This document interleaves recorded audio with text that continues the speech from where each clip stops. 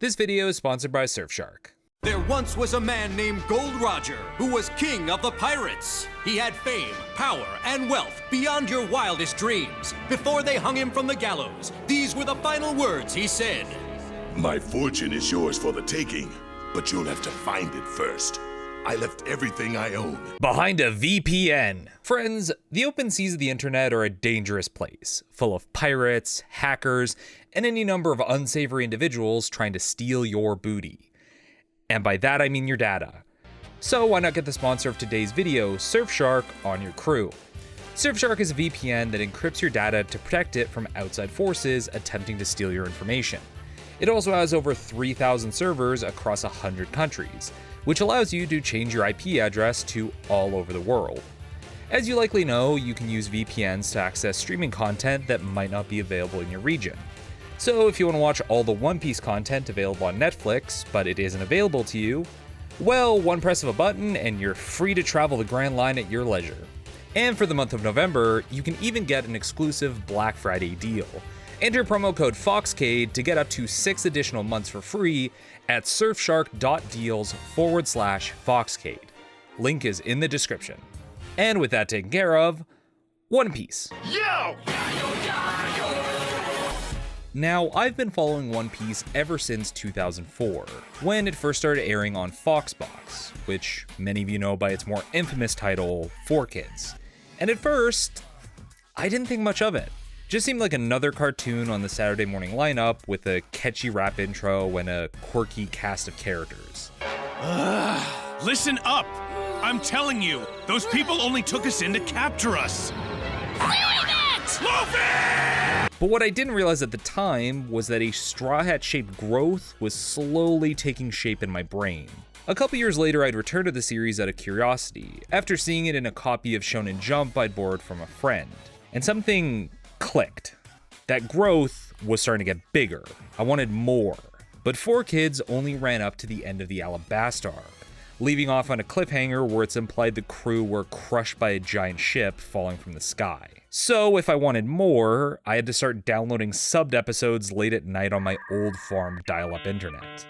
I spent many late school nights just watching this one anime on the slowest modem possible, just because I needed to see what happened next. And by the time I got to the Viking funeral for a ship, it was over. The doctor's report was back, and it's terminal. Now I'm reading the manga week to week, watching every movie.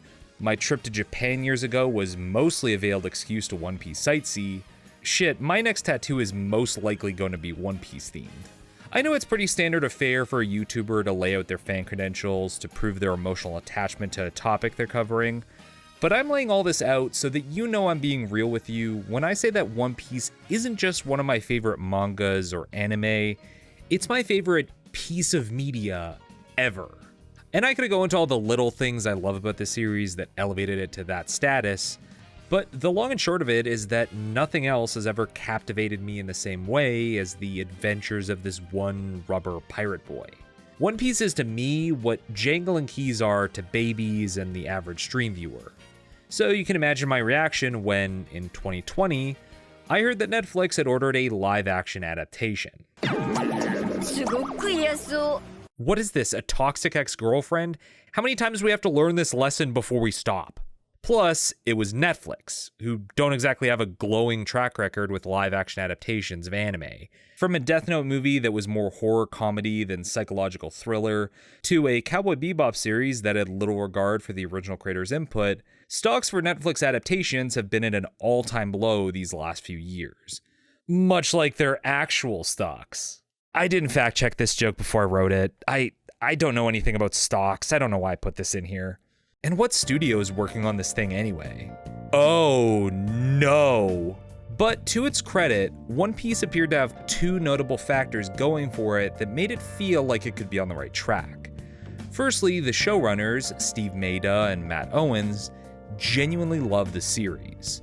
Owens in particular has done multiple interviews with fan channels, and listening to them, you can tell he has a deep passion for the work he's adapting.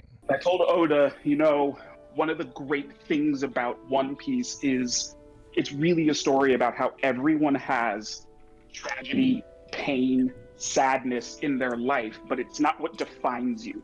What defines you is how you use that to motivate your future, and that no one has to do it alone. But to be a cynic for a moment, being a fan of the material doesn't instantly mean you're equipped to adapt it well.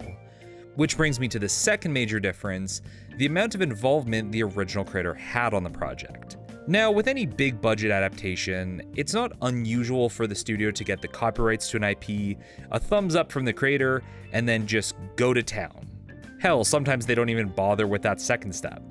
But if you read the manga, Ichiro Oda has been extremely open about his involvement in the live-action adaptation of his series from the start, even down to the casting. Honestly, with how much time he seemed to invest in it, I don't think there's anyone who wanted this One Piece reimagining to work out more than Oda himself. According to him, this could be the last big chance to spread One Piece to the world. So with the creator working side by side with some experienced TV writers, this series felt like it had the chance to break through the limits of bad anime adaptations, which is why I was open to being pleasantly surprised. And once we got a first look at the series, I was torn. It was definitely One Piece. I immediately recognized all the sets and characters as soon as I saw them, but it had this cosplay fan film vibe radiating throughout the trailer that had me wary. Don't get me wrong, I was still hopeful it could be good, but there was this little YouTube critic voice gnawing at the back of my mind going, "No, Netflix bad. Anime adaptation." Even if the trailer showed they didn't butcher the characters, it still had all the opportunities in the world to be bad, or, God forbid, boring. So I went into the series with tempered expectations. Honestly, before the season dropped, I had an entirely different One Piece video in the works because I expected this just to be fine and nothing else to say. But after hitting play on the first episode, with every scene that passed, I noticed something. A smile started to crack. And by the time the red-haired pirates were introduced in Luffy's backstory, I realized I had a dumb grin sitting across my face. Not only am I smiling, I'm having fun. Like, I could be that overcorrective nerd about how they got rid of Django, or Arlong isn't big enough, or Bellamere isn't tough enough, or my wife. But at the end of the day, I enjoyed watching this live-action adaptation of an anime. Words I never thought I'd say. To push the limits of audience retention on this thing, I'd even go so far as to say that the live-action One Piece might have moments that I like more than the original. You need to leave! And this isn't just me coping either. Going by the response it's getting, a lot of people seem to enjoy this One Piece, whether they were fans of the original or not. There's a show that you can watch with your family, Oh, God. should you wish to, call One Piece. It is magnificent. I had the best time, and you know I don't watch television. And this perplexed me. I was open to getting an enjoyable romp with a One Piece veneer, but I wasn't expecting this. Frankly, I've been so fascinated with One Piece's success that I put everything else on hold just so I could talk about this adaptation. What did this series do to win people over to this degree? Did One Piece break the live-action curse? Is this a new age of adaptation? Or were expectations just so low that we were happy seeing the jangling keys with a nice Zoro keychain attached? And most importantly, what could we learn from this series? So starting off, let's rattle through the positives, what this adaptation did well, and then gradually work our way down into the more tedious nitpicking. Also, as a general warning, I will keep major spoilers for the manga to a minimum, but there will be some light spoilers that will naturally come up over the course of this video for the sake of elaboration, though very little of that will be anything past the time skip. Alright, cool. Anyway, the first major praise I can give the live-action adaptation of One Piece is to the set and production design. One Piece is recorded as one of the most expensive productions Netflix has ever done, with each episode costing approximately $18 million. And going by the elaborate sets they built from scratch, I can definitely understand why. From the Baratier ship to Kaya's Alice in Wonderland mansion, there was a lot of love put into bringing the world to life in a way that was true to the source, while still feeling like its own setting. The overall direction of the design I can only describe as Pirates of the Caribbean by way of Terry Gilliam. combining a grimy pirate show aesthetic with a surrealist, almost dreamlike atmosphere, which sounds like an absolute tonal clash, but strangely works for something like One Piece. Taking inspiration from pirate shows that came before, while keeping to the weird, colorful nature of its source material. If there was one thing I was uncertain about on first blush of hearing about a One Piece live-action series, it was how it would even realize some of these locales and designs that are inherently more out there. So I'm pretty happy with the work they put into them so far. But beyond recreating these locations, there's all these extra little touches to the sets that help to flesh out this world too. Things like Axan Morgan's base and office being littered with portraits of himself as a great hero, the mouth of the Baratier being used as a lounge area. Details that make this feel like a lived-in world. But my favorite by far is what they did with Arlong Park. Because props to the set designer who looked at the base of operations for the Arlong Pirates, where they spend their time hanging out between suppressing humans through extortion, and went, what if it had theme park games to play? Wouldn't that be fun for them? For how silly it sounds in theory, it does create this great contrast between Nami's village struggling in poverty trying to get by, while Arlong's crew are partying it up at their gang's personal carnival. It's a nice touch, and that level of detail is present across every set. I'm serious, Nami. Have a drink. Relax. It's also worth noting how much of the sets and characters were done through practical effects. Obviously, there were things that could only be done through CGI, and there are definitely times where it doesn't look great, but I love that they wanted to do as much as they feasibly could through practical effects and cosmetic work, which is impressive when you consider every Fishman was done solely through prosthetics and makeup. In general, what I've been circling around here is how refreshing it is that the show commits to the zaniness of One Piece. Outside of a few exceptions like Usopp's nose that would have likely been a pain to act with, they didn't pull many punches in bringing Oda's exaggerated character designs to life. Zeph with his cartoonishly large chef's hat and giant braided mustache, the Nyan Band siblings, Buggy and his circus act crew. Honestly, I never thought I'd ever see a manga-accurate version of the Arlong Pirates brought to life on screen, with one notable exclusion that we'll get to later. And not just the designs, but the fits too. The costuming department kinda popped off with the sheer amount of outfits all the recurring characters have. And some real deep cuts too. I'll be honest, seeing that they used Nami's early concept design for one of her outfits had me making chimp noises. Despite any minor alterations made for the sake of turning a 2D character into 3D, and admittedly some looks that didn't translate well, there's such an earnest attempt to keep true to the spirit of Oda's work, regardless of how silly it might be. Because that's part of its charm. You can only be so serious when this is what your main cast will eventually look like. Put simply, the show is just unapologetically One Piece, and if anything, that's the most surprising thing about it. With live-action adaptations over the last couple decades, especially for manga or comics, you can occasionally find this dismissive undertone towards the source material. What was your name again? Dr. Otto Octavius. Wait, no, seriously, what's your actual name? And to be fair, in isolation, it can just be a tongue-in-cheek joke, a little wink to the fans who are in the know. But when it becomes a recurring pattern, a feeling starts to creep in that it's ashamed of the material it's based on, as if bringing in real-life actors to play these characters means it gets to be a mature art form now, and we can roll our eyes at what it used to be. You actually go outside in these things? What would you prefer? Yellow spandex? I don't want to project too much because I don't know what's going through the writers' minds at the time, but it definitely comes off as a fear of being sincere and embracing the campier aspects of the work. But fortunately, that's not remotely the approach that was taken with One Piece. There's a level of sincerity to this series that makes it hard not to enjoy on some level. I appreciate a show that accepts fun and whimsy as a core part of its identity. It never feels the need to apologize to the audience for its stranger moments, or make a joke so that we know the creators are aware of how absurd things are. It plays it all fairly straight. Case in point, the transponder snails. Hello?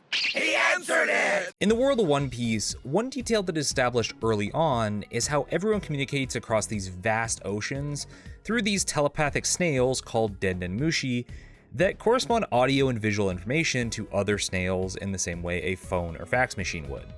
It's not a one-off detail either, it's a consistent part of the world building. So I can only imagine the conversations that were had during pre-production of, what are we gonna do about these snail phones? And I adore the direction they chose to go with. Fully animatronic puppets. Oh! That's Garp. So you can control the eyes? Wow! Rather than soften the idea or skirt around it entirely, the production team just leaned into how bizarre the transponder snails were as a concept, and it turned out great. They have this dark crystal energy to them where it's creepy to look at, but fascinating enough that you want to keep your eyes on it. In all honesty, I would kill to get my own Dendenmushi puppet. These are so neat. And what helps is the writing didn't shy away from them either. I'm certain a less confident writer would have put in a line of, the snail's talking, as a blunt way to stop and spell out to the audience that this is how the world works. But no, they don't grind to a halt to explain them or justify it. Just, yep, we use giant snails for telecommunications here. These are living things that we feed. There are aspects of One Piece that are just inherently campy. So I'm glad that the people working on the production weren't sheepish and tried to make it more easily digestible, but rather embraced it as part of their design and trusted that audiences could keep up with that. That's what I mean when I say it's clear that there's a deep love for the source material. It's not just, okay, how do we recreate this exact panel from the manga on screen? It's understanding how the world and story works on a fundamental level beyond the basics of the main story arcs being adapted. In the same way addicts can recognize other addicts, from the very first scene, I could tell how deep in the sauce the showrunners were. You see, when telling the story of One Piece, the obvious point to start at is Roger's execution. It establishes that this is a world of pirates, what the goal is, and how this event triggered a new age of piracy. It's an effective tone setter. But as time has progressed and the importance of that moment has changed, it's gradually been revealed that the crowd watching weren't just a mob of citizens, but in fact littered with characters that would be major players in the story later on, inspired by Roger's final words. So to my surprise, when Roger's execution plays out in live action and the camera shifts to the onlookers, you can see a young Mihawk, Smoker, Shanks, and... is that? Either the show just confirmed a major fan theory, or they're intentionally trolling fans, and I don't know which is more impressive. It might sound superficial, but this shows that they weren't just looking at the first page of the manga and recreating it. It was understanding why that moment matters within the broader context of the story. And it's not just the opening scene where they had this forward-thinking mentality either. You also have Zoro being introduced with his fight against Mr. Seven after he was invited to Baroque Works, something that was only ever implied in the manga. The box the Gum Gum fruit is held in during Luffy's backstory has marine markings on it, which was a late addition Matt Owens insisted on after a recent chapter of the manga revealed extra context behind where it came from. Nami reads the story of Nolan the Liar to an unconscious Zoro, the wall of pirate bounties that have yet to be introduced characters that are active in the world, and Arlong cussing out Jinbei when he's mentioned as a warlord, setting up their complicated history while putting the racial tensions of fishmen in a more prominent spotlight. The world government has worked very hard to foster better relations between our people, to keep the peace.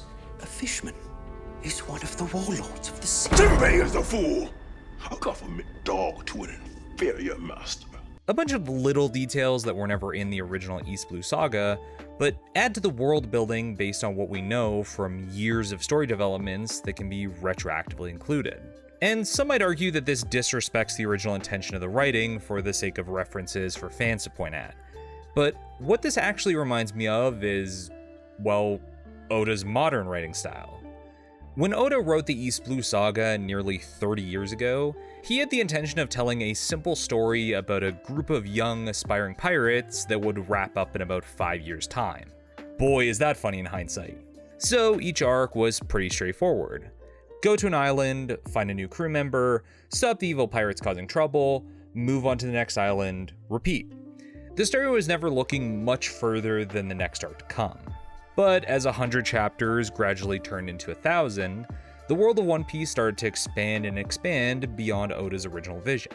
So he began weaving setups for characters and locations into the story years before they would be relevant.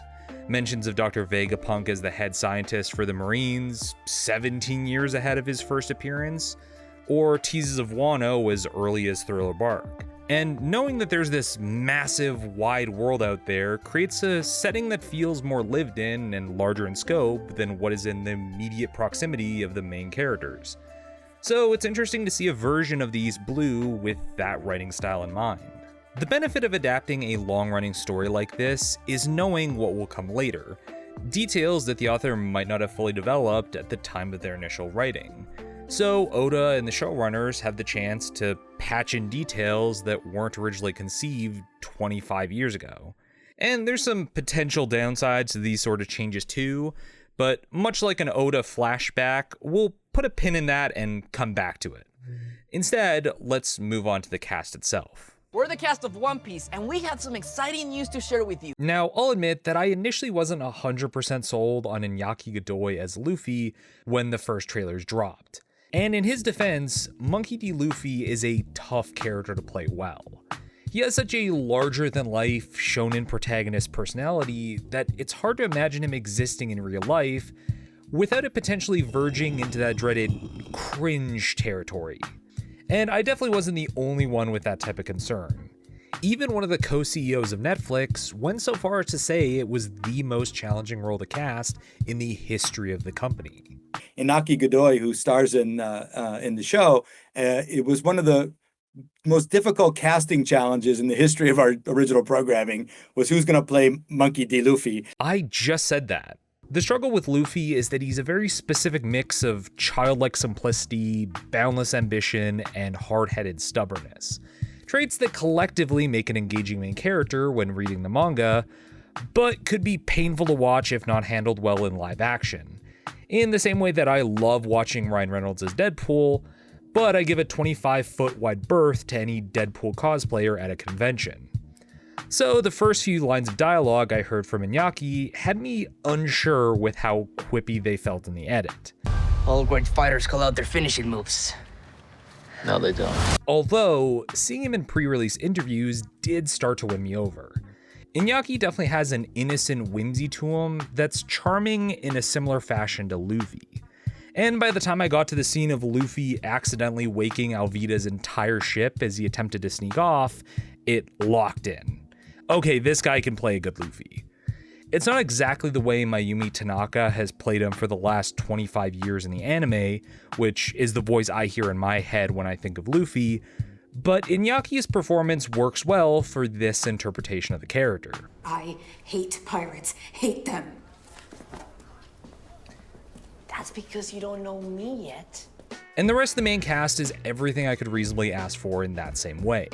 Jacob Gibson nails Usopp's false bravado, covering for genuine insecure emotions. Sanji can't literally project hearts out of his eyes in real life, so Taz Skylar shifts Sanji's drooling over women into more of an aggressive, flirty womanizer that fits his character. You know, something sweet for someone sweet.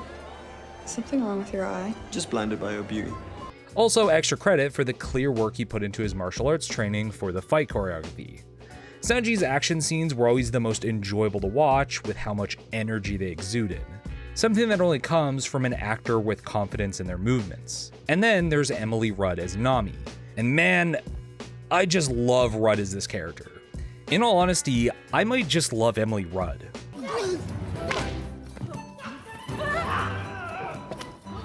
She perfectly captures the older sister vibes of Nami, where she's constantly having to play the fatigued babysitter of the family, while still having her moments of sass and vulnerability that shape the character during those first few arcs.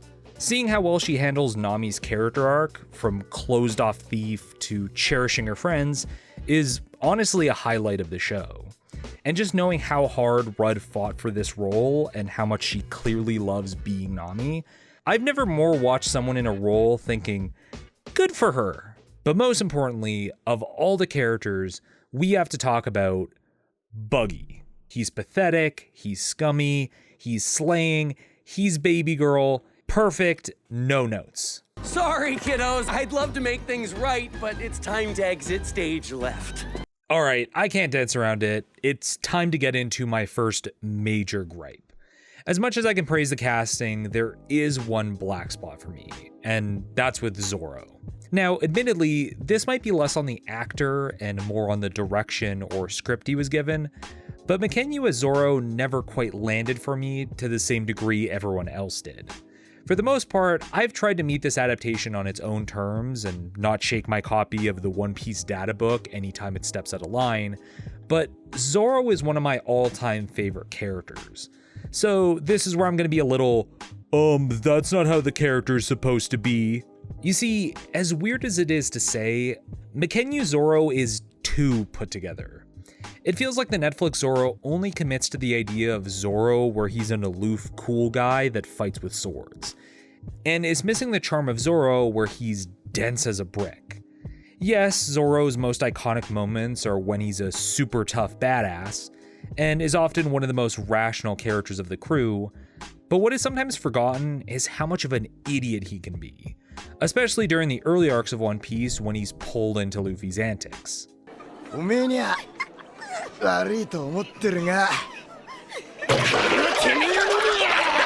If I had to distill Zorro into a simplified recipe, it would be 2 parts determination, 3 parts sword, 1 part's passion, and 1 part's lunkhead. And unfortunately, I think someone forgot some items at the store and decided to substitute seriousness and edge. And that interpretation of the character loses that little something to what is fun about Zorro beyond being a cool sword guy. I like a character that can go from killer beast in a fight in one moment, and then be the type to get into a pillow fight or get lost going to the washroom at 7-Eleven the next. But with the live action version, he's more or less the same level of seriousness the entire way through. There's very little contrast. The only time I felt I saw that more rounded version of Zorro was when he was making fun of Sanji at the Baratier. So maybe this might be something that will just take time to develop as the series goes on. And that isn't to say Mackenzie does a terrible job either. He does good in the scenes that matter most, but moment to moment, he's the character I felt the most lacking in terms of personality that I wanted to see fleshed out. And I can see what they were trying to do with Zorro in this interpretation, making him a bit more closed off early on, and then have him gradually open up as the season progressed, especially with Nami, who he finds a commonality with.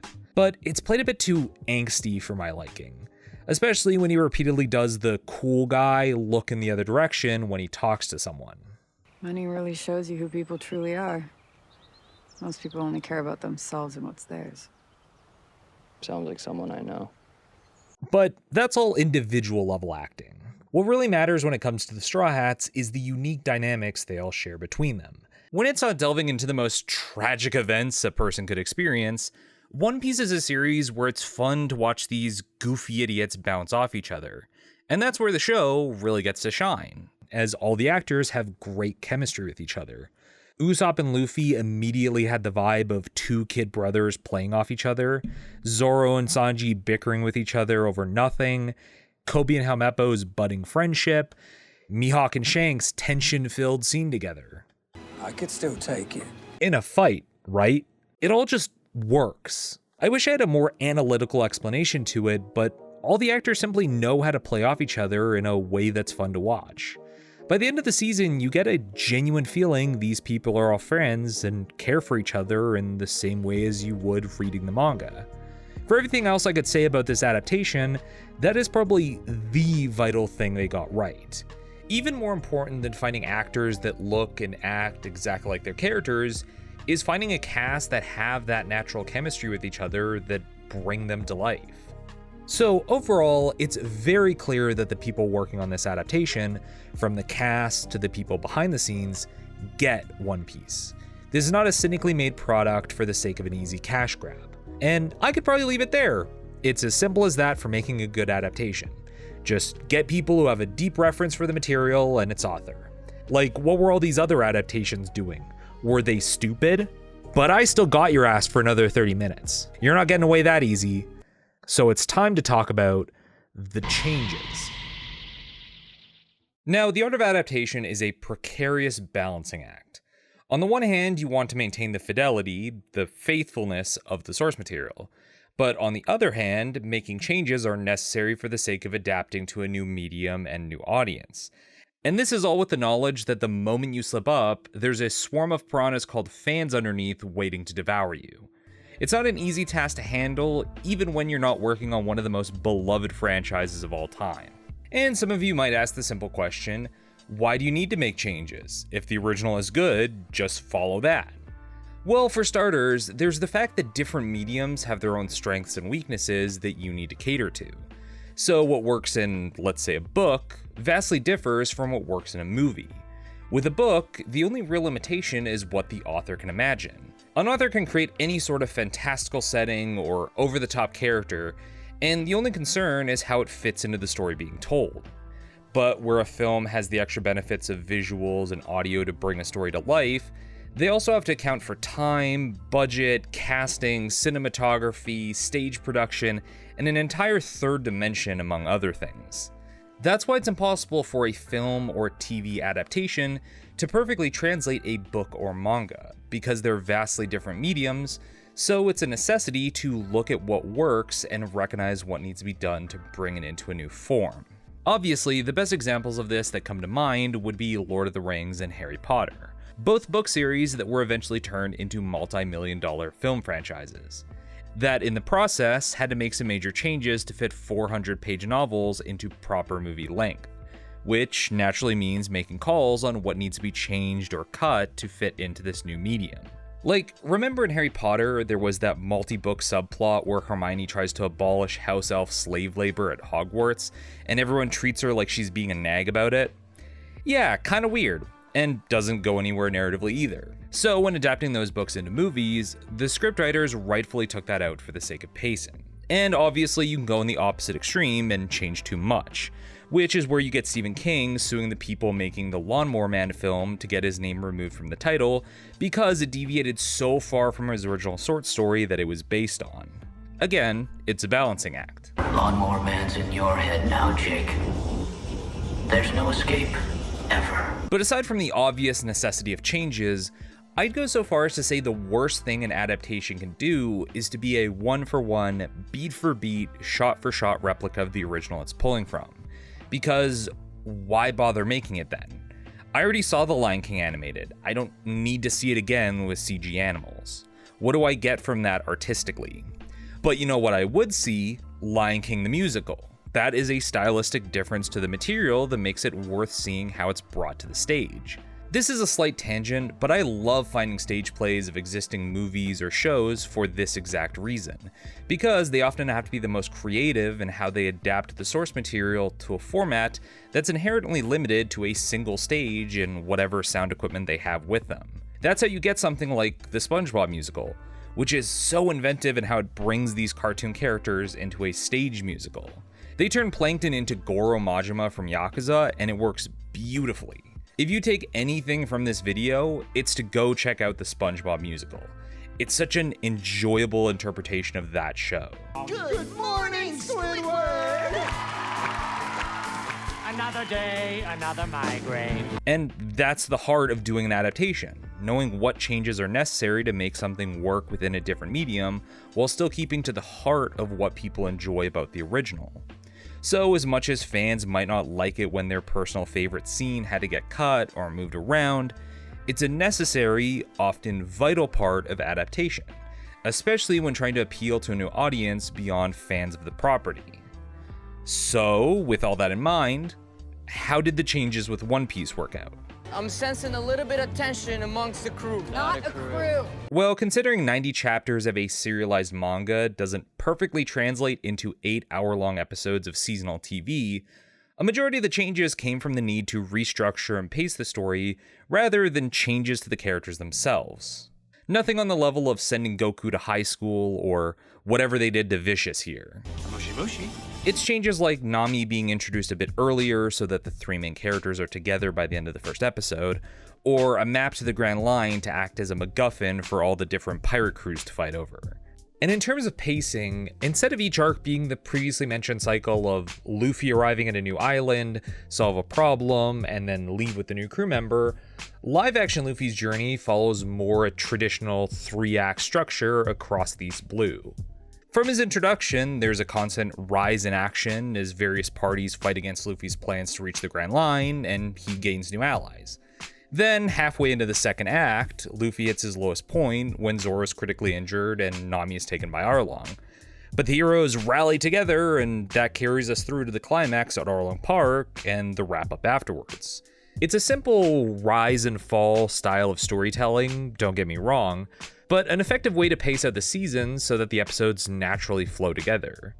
Then there's the changes that came with Syrup Village, which, if I'm being honest, is the least engaging arc of the East Blue, and it seems like Matt Owens agrees. All right, so Syrup Village, what's your final take on it? I think it's a D tier.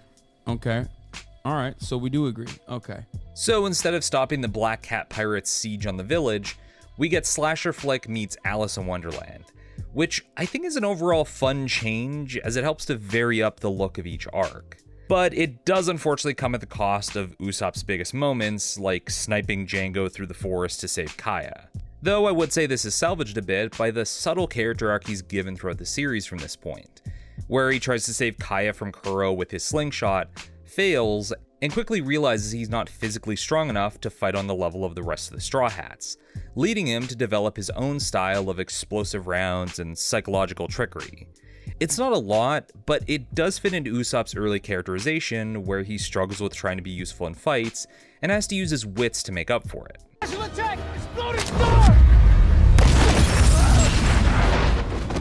Again, it's making changes that work for the characters. But I'm not going to go over every change that happened with this adaptation. That's too much.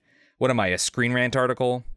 Instead, what I want to do is take a select few changes to examine and see how they affected the story for better or for worse, starting with the most ever-present one.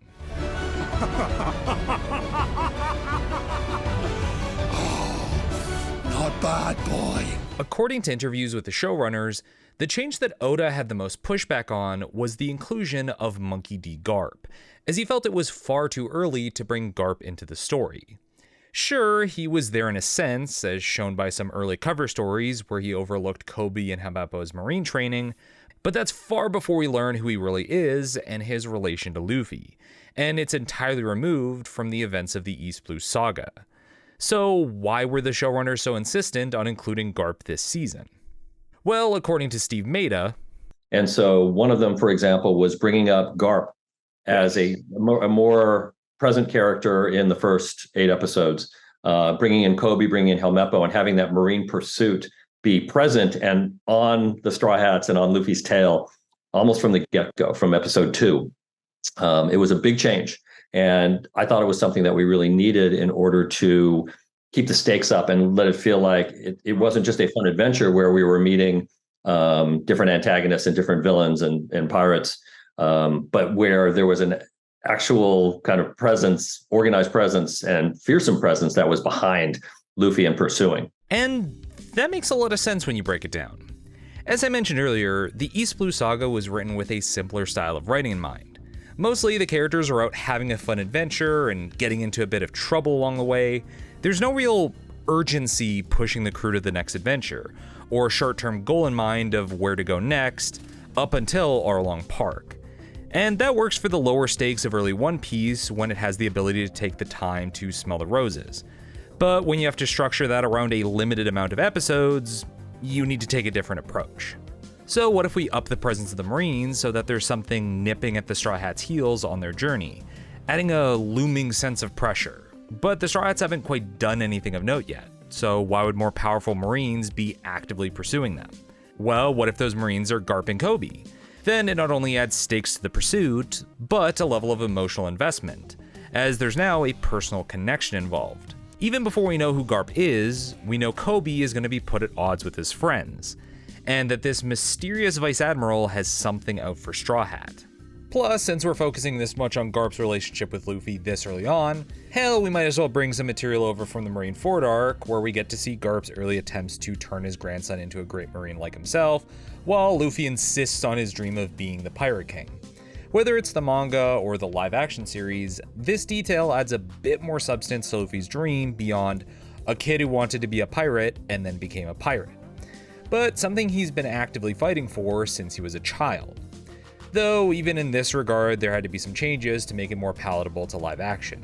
While Garp donking Kid Luffy on the head whenever he brags about his plans to be a pirate works within the language of animation, where it leaves a cartoonishly large welt on his head, I don't think audiences would have gelled as much seeing Vincent Regan physically beat up a child.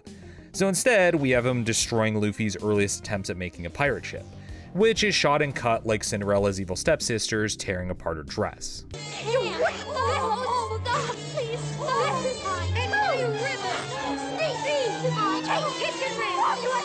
And after a season's worth of pursuits and close calls, this Garp B-plot all comes to a head in the finale, where Luffy has one final clash with his grandfather before he makes off to the Grand Line. Which puts a nice little bow on the season. This confrontation with Garp is meant to be the culmination of everything Luffy's experienced in the East Blue. He's formed his own crew, he's witnessed the variety of challenges that come with being a wanted pirate, he's learned the struggles of what it means to be a captain, and he's come through stronger for it. So a drag-out brawl with his grandpa is the final test he has to pass before he heads off to the Grand Line where the real pirates are. That's why even though Garp absolutely clobbers Luffy here, it's the moral victory that matters. Then on the flip side, you have how this works with Garp's character, where he spends the entire season being forced to come to terms with his grandson being a pirate, regardless of what he wants. In a way, Garp is proud that Luffy's strong-willed like himself and won't bow to authority, but he still isn't quite ready to let him go yet, hence all the bursts of violence followed by bouts of laughter. He's dealing with some conflicting feelings here. But of course, we can't talk about the changes that came with Garp's inclusion without also talking about his replacement for Luffy, Koby. And this is something I saw some fans of the series being a bit fussy about. And broadly speaking, I can understand why. With how Oda originally wrote Koby, he's only around for the opening chapters until Luffy finds his first real crewmate, and then is left at Shelltown to pursue his goal of being a Marine. Then, aside from glimpses into his training and cover stories, we wouldn't see Koby again for 9 years in real time when he arrives with Garp to meet with Luffy after Enies Lobby. This is meant to be a surprise reunion, seeing how much Koby filled out after all his time training. Like seeing what Michael Jones from Achievement Hunter looks like now since you last saw him. Yeah, bet you weren't ready for that. From there, Koby would periodically make appearances as we see his journey rising up the ranks of the Marines, clearly drawing a parallel between him and Luffy that started all the way back to those early chapters. So Koby taking such a center stage presence in the live action series is definitely a change most fans weren't expecting. But I don't believe it brings down the series in any fundamental way either. In fact, I think seeing Koby's early days as a Marine creates a good contrast to Luffy's first steps as a pirate. As Luffy encounters all these different pirates across these blue, seeing all the different types out there at sea chasing their own dream, Koby is on the opposite side of the equation, learning what it means to be a Marine. And beyond the obvious character parallels, Koby's storyline does a good job setting up the moral complexity between these two sides. One of my personal favorite aspects of Oda's writing is how there's no universal black and white morality in regards to pirates and Marines. There's no, this is the good guy group and this is the bad guy group, but more of a moral gradient. For every Koby in the Marines, there's an Axe-Hand Morgan. For every Monkey D. Luffy, there's a pirate like Blackbeard. A character's moral standing isn't solely defined by what side of the world government's laws they stand on, but what they choose to do. But on top of that moral gradient is another axis that separates pirates from the Marines, and that's freedom versus justice. For pirates, their whole shtick is that they're entirely removed from the law, choosing to go down their own path in pursuit of their goals on the open sea. So what defines if they're good or bad comes down to how they choose to use that freedom. Are they only out to have a fun adventure? Are they going around liberating nations from tyranny? Or are they killing civilians en masse because they were in the way? The live action series puts this in laser focus too, as both Arlong and Buggy are shown using their freedom as pirates to enslave small villages for their own whims. You are new captors. What? Well, you're a pirate, aren't you? I'm a different kind of pirate. And then on the other side of the morality coin, you have the Marines, and they're all caps, justice. But what is justice to them? Rather than being a unified tenet for all Marines to follow, justice is a broad term that every member discovers their own definition of. Is it a ruthless, absolutist form of justice where no exceptions can be made? Is justice decided by those in power for the masses to blindly follow? Or is justice defined by the situation and who is viewing it? The Marines might be part of the same team, but even within their own ranks, there's no agreement on how they pursue this so-called justice. Yeah, they got it written across their backs, but every one of them come to their own terms for what justice means. And that's ultimately a core part of Koby's arc in the series, especially in live action. When he's introduced, Koby wants to be a Marine, plain and simple. No real thought beyond that. He wants to be there to protect the little guy. But when he's finally allowed to join, he's constantly put in positions where he has to grapple with what he feels is right to do. At first, this starts out simple with his involvement in allowing Luffy to escape, or how he knows Luffy when pressured by Garp. A simple dilemma where he has to choose between his dream of being a Marine and his first friend who saved him from a life of scrubbing the deck. But the real wrinkle in Koby's moral position within the Marines is when the topic of the 7 warlords is brought up. After learning about the warlords from Helmeppo, Koby's left questioning whether it's right to have a system like this in place. Is it acceptable to allow some pirates free rein simply because they're on the world government payroll? Can the Marines claim the moral high ground when they allow exceptions for some but not others? How is it fair to believe in justice and equality while turning a blind eye to those who are breaking the law by that same standard? These are some deeply philosophical questions that come up throughout the series that eventually become a major plot point. So it's interesting that the show not only opens with them, but uses it to develop Koby's character. Eventually, he even confronts Garp on the issue, which puts Garp in a difficult spot on how to address this young cadet with valid concerns. Same set of laws do not apply to everyone. But that's not fair. No, it's not. But you have to decide if you can live with that. This is why I'd argue the addition of Koby and Garp in the series are an overall net positive. Getting to see Koby start to develop his own moral code in the Marines, while Garp acts as a mentor to the Marine grandson he never had, is great to see, as it helps to further round them out as characters and further the complexity of their relationship. Following orders doesn't make you a good Marine. It's following your code. All men have their own brand of justice. And you both followed yours, so well done. Now, those are the most substantial changes, but there is one more that I want to dig into before I move on. Who knows? Maybe your grandson will be the one to find the One Piece after all. While he only appears for a grand total of 4 chapters in One Piece's first saga, the impact Mihawk carries is immeasurable. In being the world's greatest swordsman, he's meant to set the scale for Zoro's dream to take that position for himself. And when you think about it, it's wild that Oda just dropped Mihawk out of nowhere in a completely unrelated arc with, here's Zoro's long-term goal. Go get him, champ.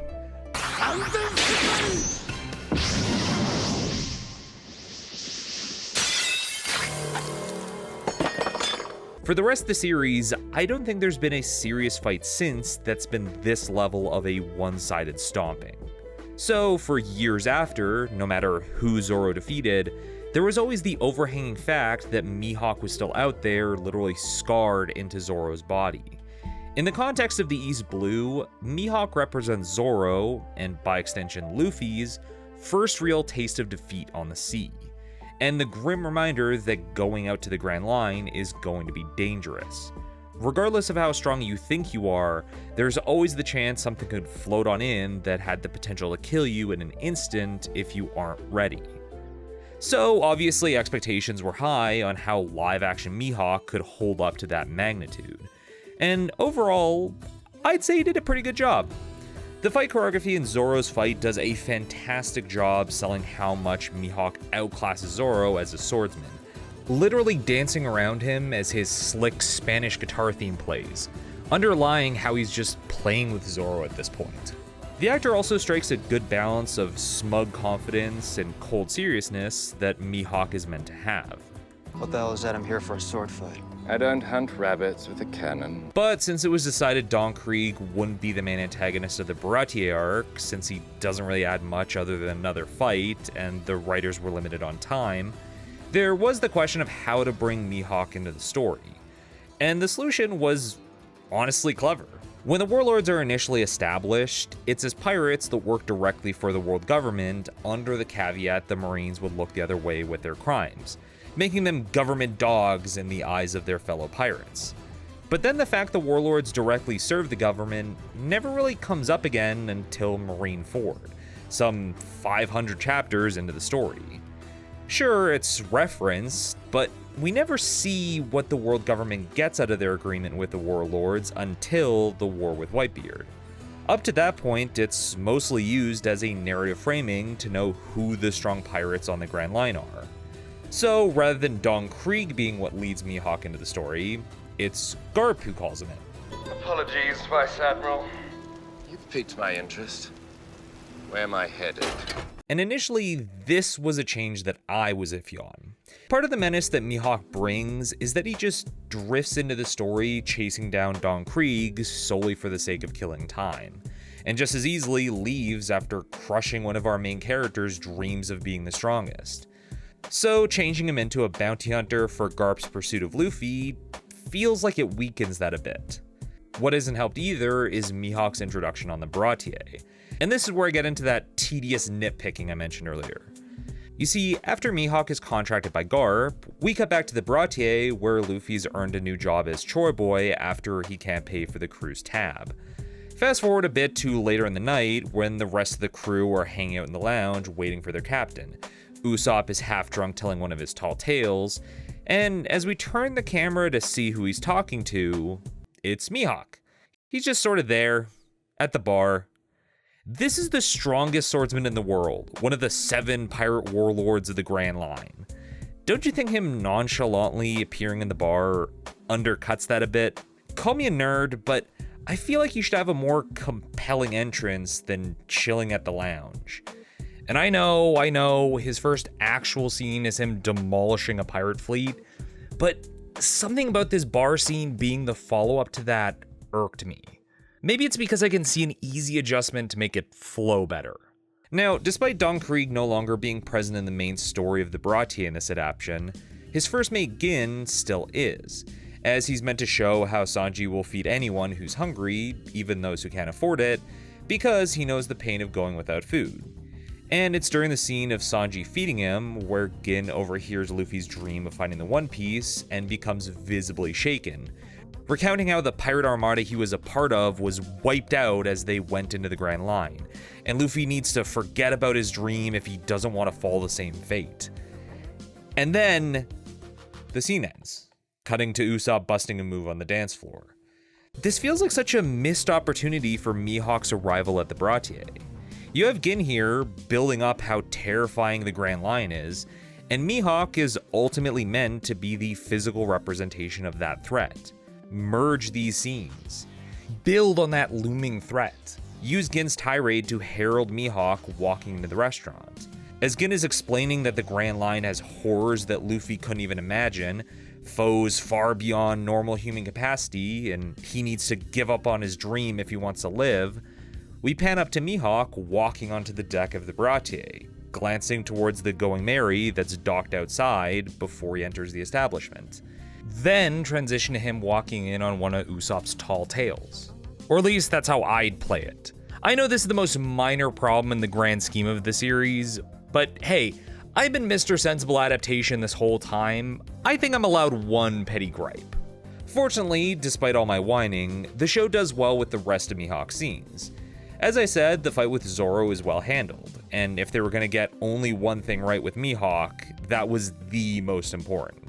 Also, while I was initially apprehensive of the whole working under Garp spin on it, The fact Mihawk decides on a whim not to bring Luffy in is both an effective way to establish the rocky relationship between the Marines and the Warlords, and is in tune with his character being dismissive of the Marines' demands as soon as it goes against what he wants.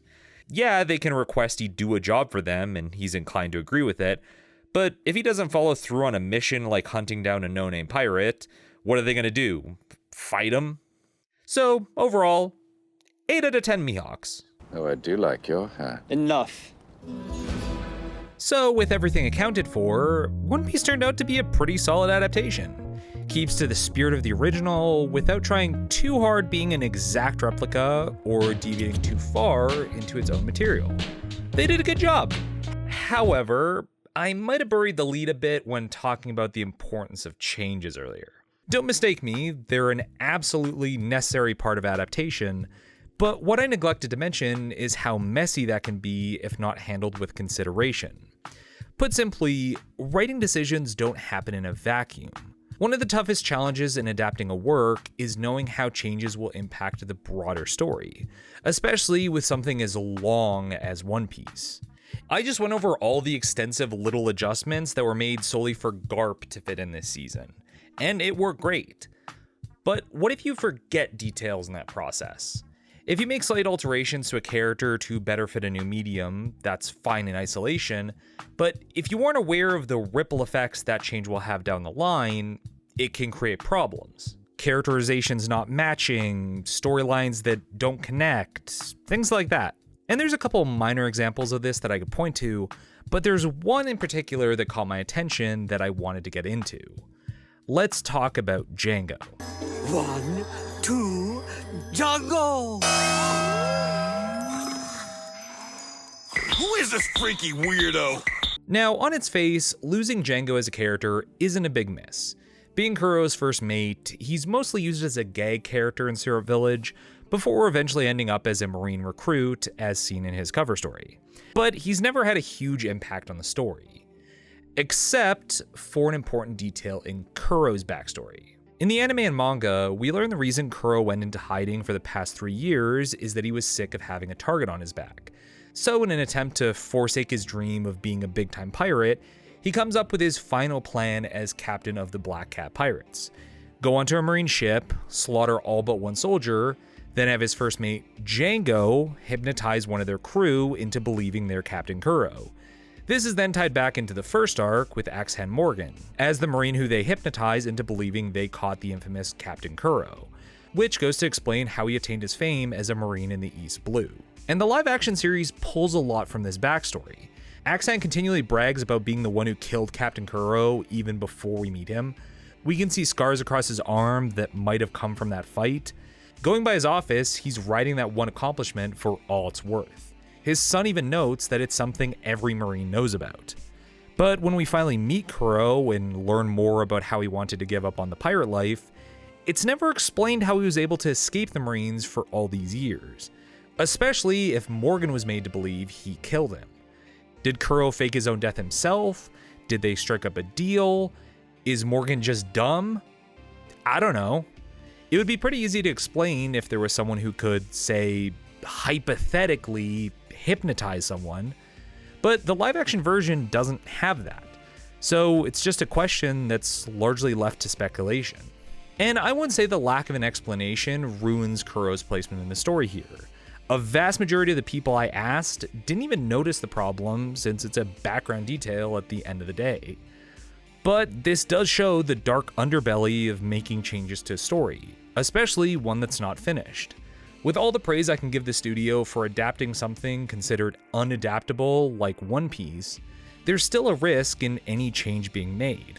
It's pulling a thread at a tapestry without the full realization of what impact that might have. Even mild changes, like Buggy being someone whose self-stated goal is to pursue the One Piece, rather than a pirate who's simply after an easy cash out and continually fails upward, could have massive ramifications on the story in the long term, and make for some messy alterations later. We literally don't know the full scope of the story yet. But above all the changes and their effects on the story, I'm left with one lasting question. Where's my boy Hachi? Look, I get it. Time was limited and they wanted to do all the Fishman designs with prosthetics rather than CGI. Including Hachi would have been time consuming and eaten up a good chunk of the production budget trying to get a living octopus man to look realistic on screen. But man, he's so fun. He's one of the highlights of Arlong Park. And it's also definitely noticeable that all the guys have someone to fight during the climax in live action, and Zoro's just standing around like, okay, I guess I'll wait until y'all wrap this up. It's not just Arlong Park either. Hachi being present for Nami's whole backstory comes up later on in Sabaody, where he's running a takoyaki shop, and eventually becomes a friend to the Straw Hats, which eventually leads to his tragic moment in the slave auction, lamenting how he's trying to do right by his past mistakes as he bleeds out on the stairs after being shot by a world noble in serious need of a punching. That doesn't work if he isn't trying to make up for what he did as an Arlong pirate. You can't get rid of him. He's a really important character. How are you gonna handle Fishman Island without... Huh. When did I get so invested in Hachi? I think the best thing an adaptation can do, whether you love it or hate it, faults or improvements, is to remind you of why you loved the original in the first place. Like seeing a painting from a new angle. If it wasn't clear an hour in, half of this video has been me talking about the live-action One Piece, while the other half was about how cool the source material itself is. That's because, over the course of writing this, I realized details about One Piece that I'd never fully thought of before, until I was looking at it from this new perspective. It's easy to view adaptations as an admission of creative bankruptcy, that they're a new way for studios to cash in on popular IPs. And while that definitely can be true, there's more to it than that. If you look at the history of storytelling, it's largely defined by retellings and adaptations. Books based on mythology, movies that were turned into stage plays, iterations upon iterations upon iterations of comic book characters. We wouldn't have the Muppet Christmas Carol if someone didn't think it would be fun to put Kermit in Charles Dickens. The world of fiction isn't solely built on those that have created entirely new stories from their head with no outside influence, but also those that have their own takes and ideas on old classics that they can build upon. As long as it's done with respect and care, it's good to expand our views and reimagine stories. An adaptation doesn't ever have to replace the original, it's more to the story. So with confirmation that One Piece will be getting a season 2, if not more, I'm genuinely excited to see where they'll take it. How do you do Skypiea or Gecko Moria? Hell, currently the problem the showrunners are running into in preparing for season 2 is how do they adapt Tony Tony Chopper? Personally, my vote's on Muppets. And going forward, there might be more missteps. It might be messy at times. There might be more changes that fans don't entirely agree with. But that's alright. One Piece has always been about the adventure, and has never been limited to what it could do. It's never been about telling a perfect story. Part of the appeal is knowing that there are infinite possibilities of what this world could do. So I think there's something to watching where this new adventure will go to.